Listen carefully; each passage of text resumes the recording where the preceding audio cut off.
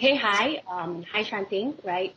Thanks for joining us in this session, right? So in this session, we will be asking a few questions, and we hope that we wanted to get some sharings from yourself to share with our customers, right? So I think first and foremost, we wanted to have you to introduce yourself, and perhaps you can also tell us more about what you do, right, at Domino.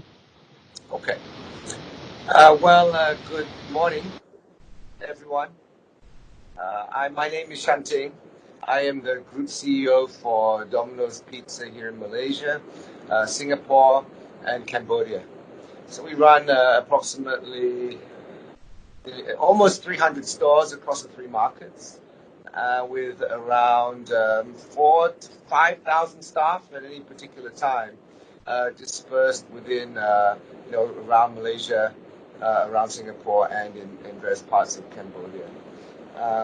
I've been with Domino's now since 2005, so this is my 16th year, and it has been quite a rewarding experience and challenging, given the growth of the business and the dispersing of our workforce throughout the nations that we operate in. All right. Wow, 16 years, definitely. Yeah, rather long, right? Yeah, it is. It is. Yeah. Right. I'm sure you have seen the company from stage A to stage perhaps B or C at the moment already. Yeah.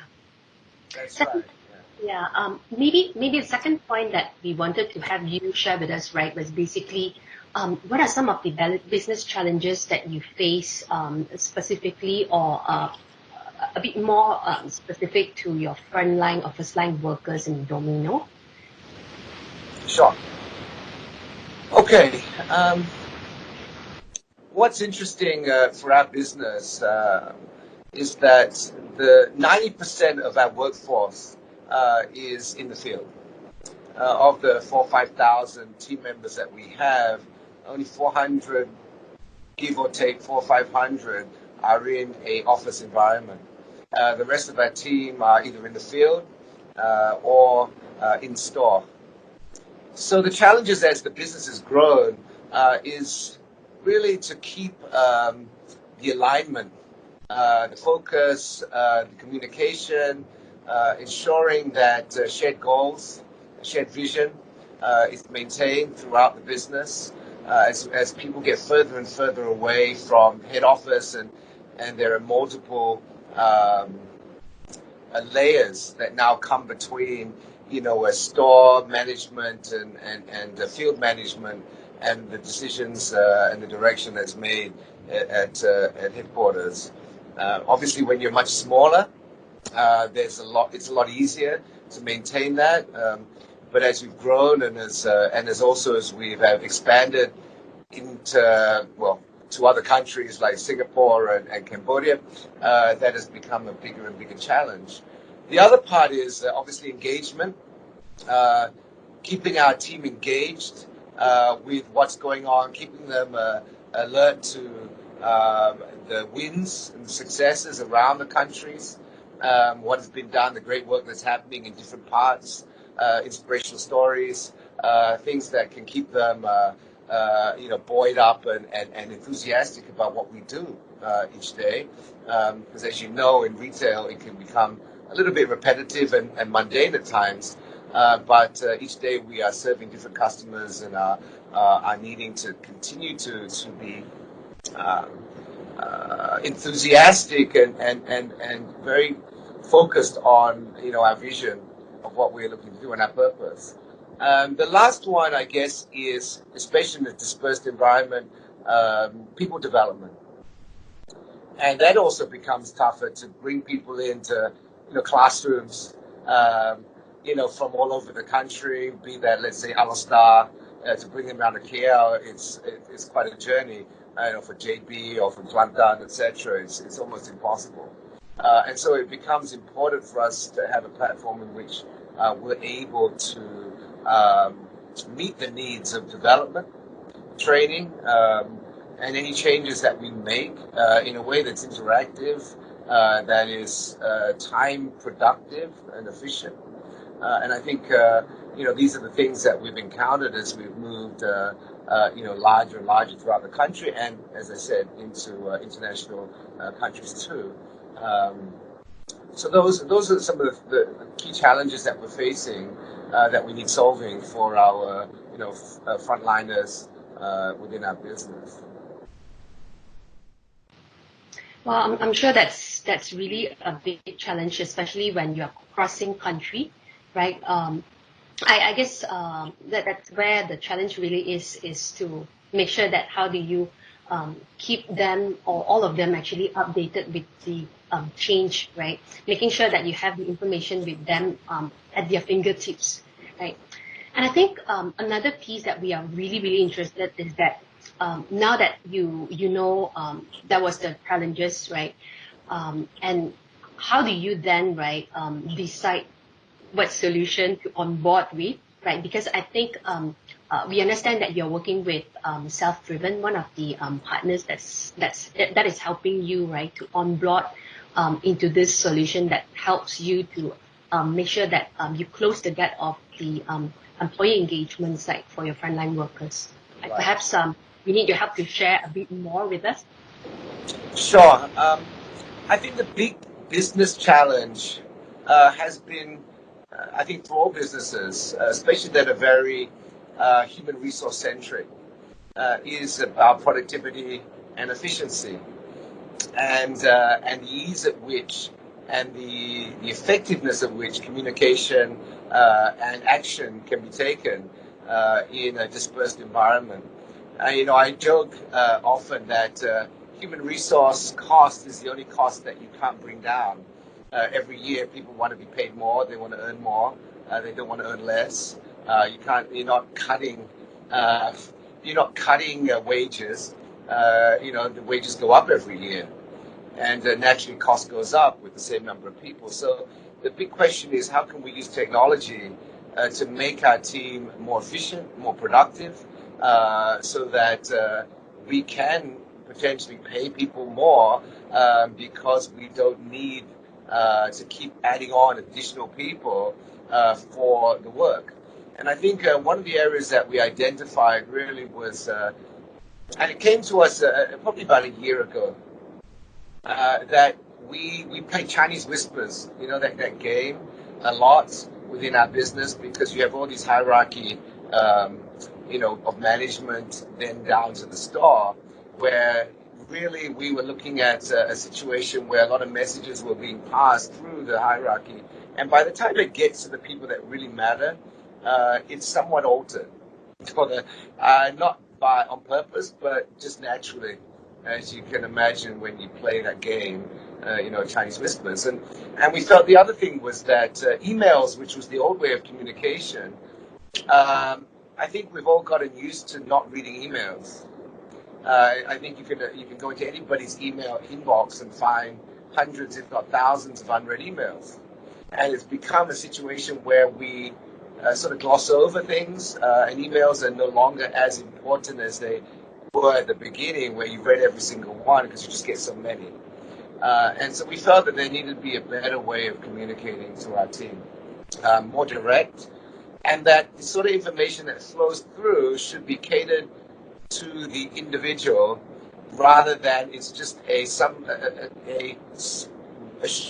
narrower scope of the same information going through the various levels of management, and that at different stages and different team members within that management required different types of information. Some needed analytical information, some needed action-oriented information, and it was important for us to differentiate between the two. If not, a lot of our team was spending time doing analysis, thinking about what to do, rather than being given the information to then know what to do. So that was where we embarked on, this journey with Self-Driven, which enables us, to have more tailored communication. But I think the part that excited us about it was the gamification and recognition aspect of the platform, which I think closes the loop. It's one thing for people to be given the information. It's another thing to encourage them to use it and to be productive with it. And we felt that the closing that loop towards a gamified points reward system, be it badges, be it shields, be it crowns, whatever it might end up being, which could then be turned into some sort of reward or recognition for our team members, became really, really important. Especially at the front line, where, again, it's a lot of repetitive work. And the key numbers that they have are the same key numbers on a daily basis. And I think, to keep that excited, to build that competition between stores, between team members, is a large part of keeping people motivated and engaged. And so that's where we embarked, and it's still in its infancy with self-driven. We are testing it. We're playing around with it. There's a number of things that we're going to continue to develop with them, and obviously, we're looking to see where that sits. In different parts of our business as part of the Office 365 suite, or in any other format that we're looking at with Teams, etc. So it's still in the infancy, but we see that there is that huge opportunity for us to cut through a lot of the clutter with our frontliners in particular. Yeah, very nice. I think I like especially on the gamification piece, because I think that will help you to drive even more engagement, right, with your frontline or first line. So I think what we are also looking forward, right, is that perhaps how do you vision this to be in months or years' time, right? Once you have this rollout in your environment, do you foresee this will help you to drive even more impact, right, to your frontline workers or first-line workers, right? Perhaps from that angle, you can share some. Yeah, the COVID-19 circumstances that we found ourselves in sort of propelled us, accelerated, I think, the thought process of how do we work virtually. Be that at leadership, be that in middle management, be that with leadership through the frontline management, across the board. And it also forced us into uncomfortable circumstances that potentially we didn't think that we were ready for, or maybe we didn't think we believed in. And I think that has been a great learning, the last 4 or 5 weeks that we have had to work virtually. We've had to social distance, and in many cases, social distancing has been more than 6 feet. It's probably more like 6 kilometers or more. But it's made us see the value in a very good way of what technology can do, and I think it's whet our appetite to see what more we can do with it, and how it is it's challenging our preconceived ideas of work and collaboration and communication, cross-market in particular. We can't travel. We haven't been able to travel to Singapore for quite a while. Even before the MCO, most companies, and ours included, stopped international travel. So meeting with that team in Singapore, now meeting with that team in Cambodia, it's been a lifesaver, really, to be able to collaborate and to meet this way, and to be able to share presentations, etc., etc. So I may sound a little bit like a virtual dummy in some ways, I guess, a little bit old school. So I'm not that old. I think the point being is that it sort of forced us into that. So I do see moving forward that there is, we've got to explore and understand. I think the world will be changed, and our world will be as well with the Domino's. I think on top of that, we'll be able to, in the past, we met all our team members probably once a year in a big rally held, and we passed them into that, over 2 nights from all over the country. And now I see that, we could potentially meet with once a quarter, you know, and be able to engage with them virtually. And many of them are millennials. Many of them working with us are millennials, and they're very used to this form of communication. It's just that maybe in management and leadership, we were not. So I think it's been an interesting 5 weeks. And I don't know how many more weeks to come, but I do imagine that things have changed for us in our mindset, for sure. Yeah, I think for now, even for us, things are running a lot more virtually. Since we can't meet face to face, we can't have event face to face, right? So I think maybe before we wrap up the sessions, do you have any more points you wanted to share with the audience before we wrap up the session? Last word from you, last points, last sharing.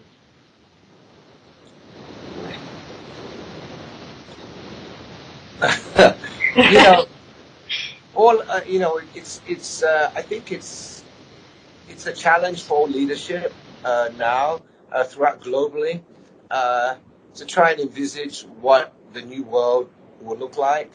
I do believe certain things will go back to what they were, but I think there will be some areas that are changed forever.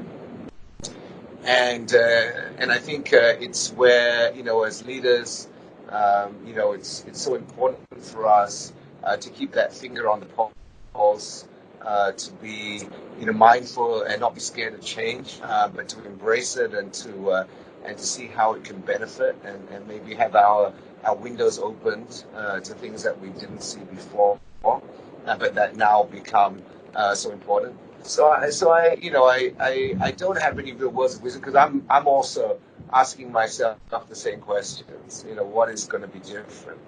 But I think we can start to see that there are some areas in our industry, for sure, and also, you know, what is the interesting technology that's out there that maybe we didn't pay much attention to in the past, but now we should spend a little bit more time understanding, like MS Teams, you know, Office 365, etc. Those sorts of, you know, technology that maybe wasn't quite on our radar as high priority, but now is obviously something that we should take a bit more interest in.